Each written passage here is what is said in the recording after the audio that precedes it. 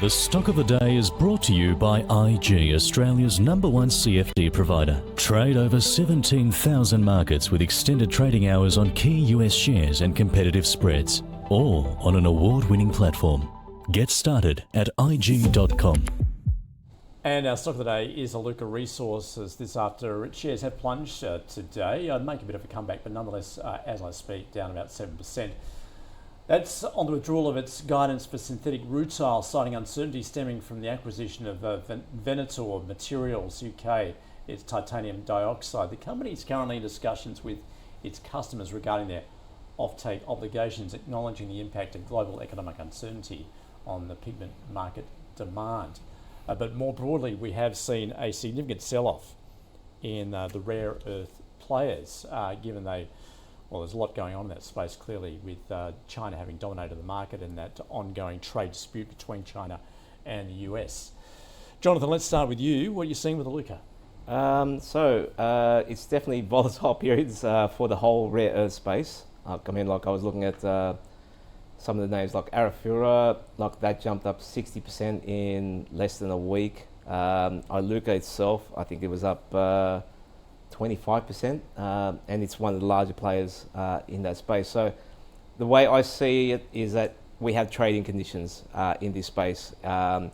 It's kind of like the hot sector at the moment, so you have to be kind of active within there. It's not, I wouldn't start looking longer term for these, because obviously, we're at the whims of what Trump just says. He came out, I think it was like a Friday night a week ago, talked about tariffs on China. They're really, really bad. And then before the market opened on the Monday, he said, we're best friends again. So that's the kind of market conditions you have. So that being said, you could have just bought some Iluka on the open this morning and you'd be up like 5 or 6% already. So for me, trading conditions, I'm looking to buy. If it tests that $7 level again over the next day or two, I'm happy to buy some and hold for another run up, because I think Trump could say something again and send it higher.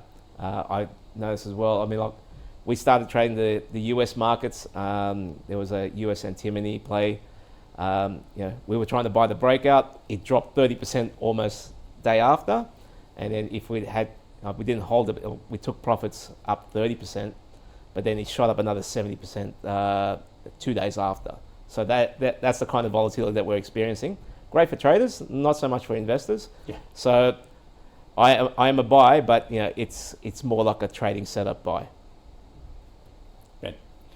Yeah, it's you really, are an investor, not a trader. Yeah, so it's unsurprisingly not an area we're in. It's like my only take on it is, if you look on fundamentals, these businesses have got so expensive, but fundamentals might not actually be worth looking at, because if the US government does, and I think it's actually quite likely, guarantee prices, provide capex to get projects into production, all those sort of things, maybe they're not as expensive as we think they are. We know they're strategically important, but how do you put a value on what that is worth to a shareholder or to the business?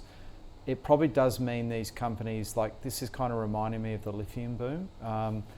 And what we saw then was companies were able to raise much more money than they otherwise would have been. And we got offered this morning to buy into ASM, which has been one of the ones that went. $1.20 capital raising, they're raising 50 mil, traded at $1.60 last night, yesterday. So I don't know how you put all that together. It's impossible to know what the profitability of these projects is going to look like. Lynas is the only one that is in production, and if I was in anything, it would be in Lynas, because I think that's the one that is strategically the most important asset. But where it goes from here, I think Trump really will. I can see the US doing something here. I think they're making all the noises, but how do you value that in a stock? It's too hard. Yeah, it's true. Iluka's not slated to production till 2027, so it's still a while away in terms of their rare earths. So, as Ben said, it's so tough to invest there for the long term to try and find that value. That being said, Trump does want to bring everything back. And it was actually the US military that actually were first to tell Trump, or actually tell the previous leaders, that they can't actually fight a war with China because China controls so much of the supply chains. So I think in like some of the anode materials, they control 99% of the production.